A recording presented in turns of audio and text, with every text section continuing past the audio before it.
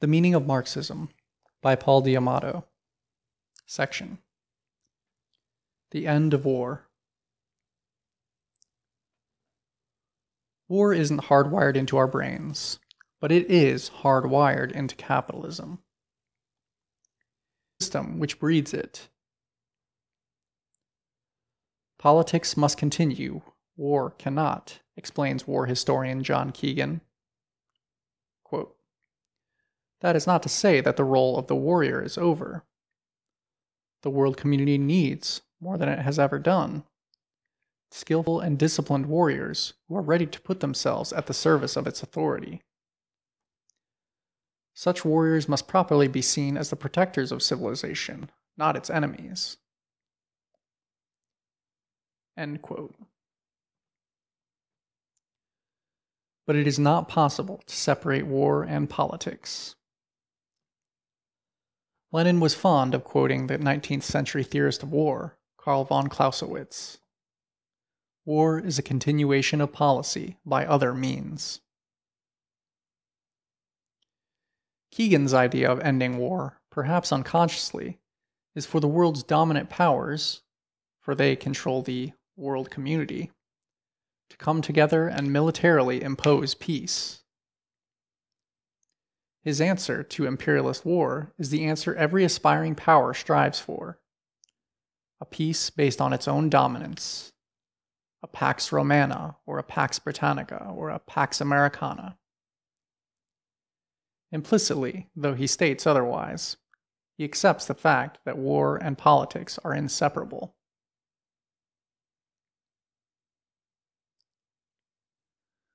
The same confusion surrounds the belief that the United Nations can also be an instrument of peaceful conflict resolution. Also established after the Second World War, the UN's only decision-making body with enforcement power, the Security Council, is dominated by 5 permanent members: the United States, Russia, Britain, France, and China. Each member has veto power over Council decisions, ensuring that U.S. interests can never be threatened. It is not an international parliament, but a committee of the most powerful states. When they all agree, the Council acts. When they disagree, the big states simply ignore it. John Bolton, U.S. Ambassador to the UN as of 2006, gave the clearest description of the organization's international role. Quote, "There is no United Nations. There is an international community that occasionally can be led by the only real power left in the world, and that is the United States, when it suits our interests, and when we can get others to go along. When the United States leads, the United Nations will follow. When it suits our interests to do so, we will do so. When it does not suit our interests, we will not." End quote. Marx likened the international capitalist class to warring brothers, ready to join forces against threats from below, but also in competition with each other, and therefore able to form only temporary agreements and alliances. One state may possess the power to impose some kind of peace based on its own ability to wield superior force, like a mafia don whose gangs have cleaned out all competitors and created the conditions for peaceful commerce in a particular city. This is the peace of the victor, a peace that lasts only until a rival gang emerges to oust the old boss against their subjection. 1 million mostly working-class men died in the Battle of the Somme during the First World War, for the sake of profits for the British, French, and German empires. That war was reactionary to the core, even though each side in the dispute claimed to be defending itself against the other. The Civil War in the United States, a bloody affair, was fought to destroy the institution of slavery. That war was progressive and justified.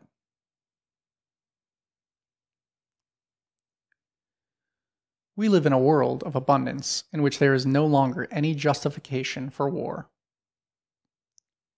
Given a different social order, one based upon planned production and distribution for human need, it would be possible to provide everyone with a healthy existence without recourse to exploitation of one by another, or of warfare.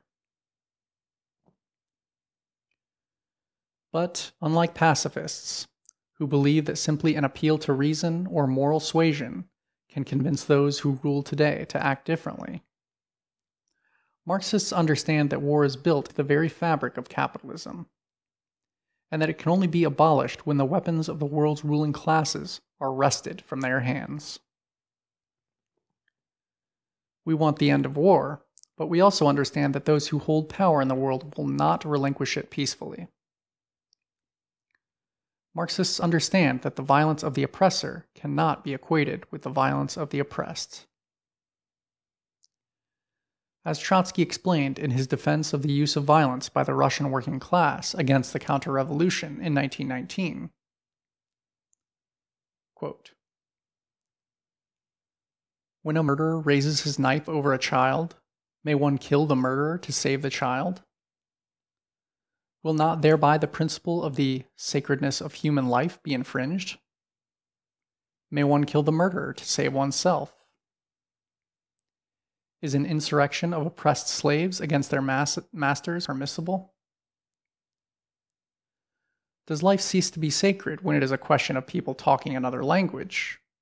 Or does Kautsky consider that mass murders, organized on principles of strategy and tactics, are not murders at all?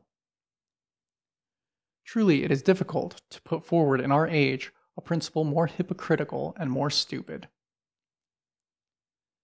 As long as human labor power, and consequently life itself, remain articles of sale and purchase, of exploitation and robbery, the principle of the sacredness of human life remains a shameful lie, uttered with the object of keeping the oppressed slaves in their chains. To make the individual sacred, we must destroy the social order which crucifies him." End quote.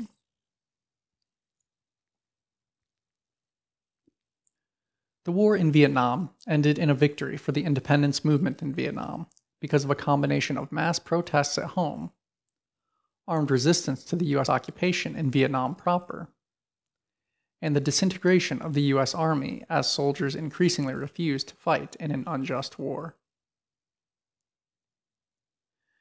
During the first Christmas of the First World War, German and British soldiers, disobeying their officers, laid down their weapons and fraternized in no man's land. The Russian Revolution of 1917 forced Russia out of the First World War and sparked revolts of workers in Germany and other countries, including mass fraternization between soldiers of opposing countries. This kind of international struggle and solidarity is the key to ending war. End of section.